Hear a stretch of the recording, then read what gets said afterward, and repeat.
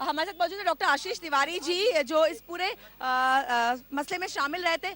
Ashish ji, court ने एक बार फिर इनिशिएटिव लिया है। कोर्ट ने कहा है कि अब ये बात लागू नहीं होगी, हम कम से कम अगस्त तक तो निश्चिंत हैं। नहीं, बहुत सही। हम कोर्ट के इस निर्णय का स्वागत करते हैं जो उन्होंने इंटरिम ऑर्डर दिया है। और हम लोग बहुत समय से ये मांग करते आ रहे हैं कि कम से कम आर्थिक आधार पर हो या कम से कम गणना तो करी जाए। तो आज एक अच्छा लक्षण ये है कि जो डिमांड हमने रखी थी, सुप्रीम कोर्ट ने उनको सुना और सुनने के बाद उसके आधार पर अपना ये निर्णय दिया है।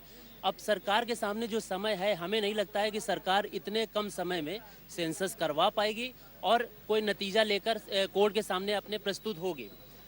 दूसरी बात यह है कि सरकार को और अर्जुन सिंह को नैतिकता के आधार पर तुरंत इस्तीफा देना चाहिए। एक और बात का हम जिक्र यहाँ पर करना चाहेंगे। 1931 में जातिगत आधार पर जनगणना की गई थी, जब भारत, बांग्लादेश और पाकिस्तान तीनों एक थे। उसके बाद बांग्लादेश और पाकिस्तान का निर्माण हुआ। तब उस समय जब लोकतंत्र का हमारा जो प्रारूप है, संविधान, वो नहीं बना था। पर अब जब संविधान बन गया है, संविधान बनने के बाद जातिगत आधार पर सेंसेक्स करना, जनगणना करना असंवैधानिक है। और यही कारण है कि अब तक असंवैधानिक जनगणना नहीं हो पा रही। पर अब जब सुप्रीम कोर्ट ने खुद नया डेटाबेस मांगा है, तब क्या ये एक महत्वपूर्ण मुद्दा है कि सरकार, केंद्र सरकार जाहिर सी बात है कटिबद्ध होगी जातिगत आधार पर जनगणना करवाने के लिए। और क्या तब वो संविधान में संशोधन करती है, किस तरह से इसको लागू करती है? आशीष जी, क्या लगता है?